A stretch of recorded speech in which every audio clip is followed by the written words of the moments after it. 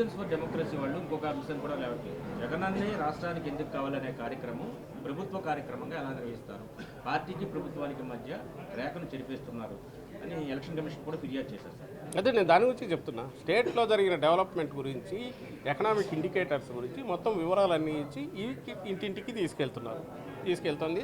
అది government programme, government గారు ఎవరు తీసుకెళ్తారు? వాలంటీర్స్ తీసుకెళ్తారు. ఎలక్షన్ టైంలో ఎన్నికల మద్యపాన నిషేధం చేస్తామని చెప్పి లేకపోతే ఓట్లు అడగమన్న వైసీపీ ఏ రకంగా వెళ్ళి ప్రజల్లోకి ఓట్లు అడగగలదు అని చంద్రబాబు. ఆ రోజు మద్య నియంత్రణ అని చెప్పింది కంట్రోల్ చేయడానికి రకరకాల పద్ధతులు ఏది చేస్తున్నారు. అలాగే మేనిఫెస్టోలో ఆయన అంటున్నాడు, నేను ఇది ఒక్కటే అడుగుతున్నాను, ఎందుకు మేము 100% జగన్మోహన్ రెడ్డి గారు మార్కులు వేసుకోవట్లేదు లేదా మేము కూడా అనట్లేదంటే ఈ కారణాలు. 99.5% దాకా పూర్తి చేసిన హామీలు ఉన్నాయి, వాటిని గురించి చూసి చెప్పమనండి ఆయన. దీనికి సంబంధించి కూడా ఒక సోషల్ ఇష్యూగా కూడా ఉన్న దీంట్లో మ్యాక్సిమం కంట్రోల్ చేశారు. రెవెన్యూ తగ్గకుండా ఓ పక్కనే చేసుకుంటూ ఇంకో పక్క కన్జంప్షన్ పూర్తి తగ్గేట్టు ప్రయత్నం చేస్తుంది. అది ఒక ఏదైతే దానివల్ల కుటుంబాలు నాశనం కాని పరిస్థితి మెయింటైన్ చేస్తూ బ్యాలెన్స్డ్ దీంట్లో పోతున్నారు. దానికి సంబంధించి నువ్వు ఏదైతే దాన్నే పట్టుకొని దీన్నే అడుగుతున్నాడు, దాన్ని మిగిలిన 99% వాటి గురించి చూసి వాటి చెప్పు. నువ్వేం చేసావు వాటి చెప్పు. నువ్వు బెల్ట్ షాపులు నీ హయాంలో వచ్చి బెల్ట్ షాపులు ఎవరంటే చంద్రబాబు గుర్తొచ్చే పరిస్థితి నీది. నేను అదే అంటున్నా కదా, నీ ఒళ్ళంతా ఇది పెట్టుకున్నాడు.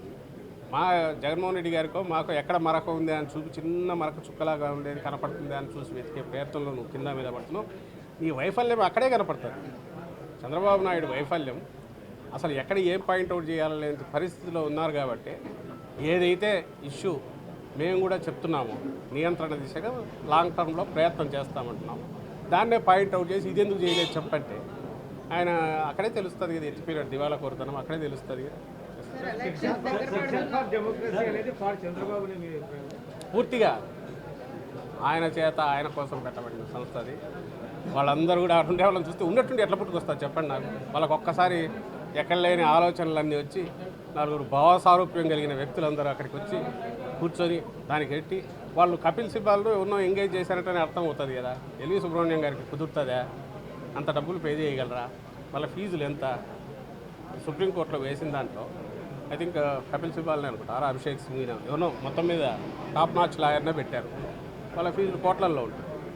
మరి అక్కడ ఉండే వాళ్ళల్లో జస్టిస్ భవానీ ప్రసాద్ గారు కానీ, నిమ్మగడ్డ రమేష్ గారు కానీ, ఎల్వి సుబ్రహ్మణ్యం గారు కానీ, ఆయన లక్ష్మణ్ రెడ్డి గారు కానీ వాళ్ళే కనబడుతుంటారు. ఈ నలుగురు వీళ్ళకి ఏమన్నా అంత శక్తి ఉంటే మరి వాళ్ళ ఐటీ రిటర్న్స్ అవి పెట్టి ఇదో మేమే చేసామని చూపు మనకి అభ్యంతరం.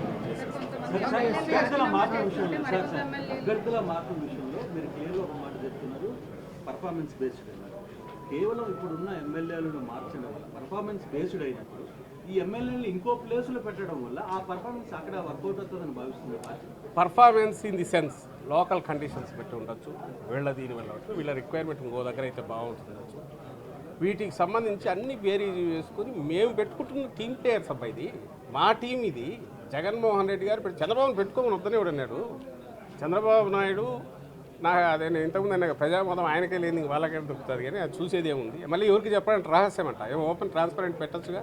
జగన్మోహన్ రెడ్డి గారు ఆ రోజు చెప్పారు, ఈరోజు చెప్పారు, ఎక్కడన్నా అవకాశం ఇచ్చిన చోట వేరే చోట అడ్జస్ట్ చేస్తాం లేదా పార్టీలో వాడుకుంటాం అన్నాక అంతా అయ్యాక 175 మందిని వైఎస్ఆర్ కాంగ్రెస్ పార్టీ చాలా ధీమాతో ఆత్మవిశ్వాసంతో పెట్టిందా, తడబడుతూ పెట్టిందా, కింద మీద పడి డెస్పరేట్గా పెట్టిందా అనేది మీరే చూస్తుంటారు. మేము అనుకోవడం అయితే కూల్గా చేస్తున్నాం, దాని క్యాలిక్యులేషన్స్ వీలైనంత చేస్తున్నాం, ఇంటర్నల్ డిస్కషన్స్ జరుగుతూనే ఉంటాయి. ఓవర్ నైట్ చేసింది కాదు, హఠాత్తుగా ఏదో లేచి ఏదో చేయాలని చేసింది కాదు, ఓవర్ ది పీరియడ్ జరుగుతూ వస్తున్నాయి. వీటిలో చేంజెస్ ఉంటాయి, మళ్ళీ ఇది అవుతాయి, ఆఖరికి వచ్చేసరికి ఒక టీం వస్తుంది. అటువైపు ప్రజలకు ఇవ్వాల్సింది ఏంది, మేమైనా తెలుగుదేశం పార్టీ అయినా ఇక్కడ అల్టిమేట్ నేను ఆయన అనడము చంద్రబాబు నాయుడు లేకుంటే ఆయన కింద ఉండే వాళ్ళ మమ్మల్ని అనడమో కాదు. మేము అడ్రస్ చేసినా, తెలుగుదేశం పార్టీ అడ్రస్ చేసినా, చంద్రబాబు నాయుడు గారు చేసినా, మేము చేసినా ప్రజలకు అర్థం కావడానికి మా వాదన మేము వినిపిస్తున్నాం, ఆయన వాదన ఆయన వినిపిస్తున్నాం.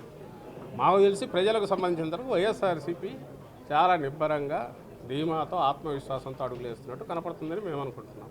రేపు పర్ఫెక్ట్గా టీంని దించుతాం. నువ్వు దించు, నువ్వు పెట్టు, వాళ్ళనే పెట్టుకోవద్దనిలే. లాస్ట్ 175 మంది ఉంటే వాళ్ళు నీ దగ్గర పెట్టుకో. ఆ 175లో ముందు నీ దత్తపుతోటికి ఎన్ని ఇస్తున్నావు చెప్పు. సార్ ఇంకొక ప్రకటన సార్, అదే నేను అదే అంటున్నా కదా. మరి ఆయనకు కావాల్సింది అదే కదబ్బా, ఏడుపు ఎందుకు మళ్ళీ ఆయనకు? 100 మందికి ఇప్పుడు నిజంగా మేము ఎంతమందిని మార్చినా మా వల్ల కాదనుకుంటే, మేము ఇంకా అయిపోయినాం, మార్చే కొద్ది ఇంకా ఇది ఊబిలో పడినట్టు పదాం అనుకుంటే, ఈ షుడ్ ఫీల్ హ్యాపీ, సెలబ్రేట్ చేసుకోమను. ఎందుకు దాని గురించి అంత బాధపడడం? ఆయన మంది ఎమ్మెల్యేలు రాజీనామాలు చేస్తున్నారు. అదేవిధంగా మేకపాటి చంద్రశేఖర్ రెడ్డి గారు కానీ ఆయన ఎప్పుడు సస్పెండ్ చేసి ఎంతకాలం అయింది వాళ్ళు? వాళ్ళ పార్టీ నుంచి టీడీపీలో జాయిన్ ఎవరుమ్మా? ఏం మీ కొత్తగా వచ్చినట్టున్నారు కదా, మేకపాటి చంద్రశేఖర్ రెడ్డి కానీ మిగిలిన వాళ్ళను చాలా కాలం అయిపోయింది పార్టీ నుంచి తప్పించి వాళ్ళు లేరు, పార్టీలో లేరు. పార్టీలో లేని వాళ్ళు ఎక్కడికి వచ్చి మాకెందుకు నేను చెప్పాలి.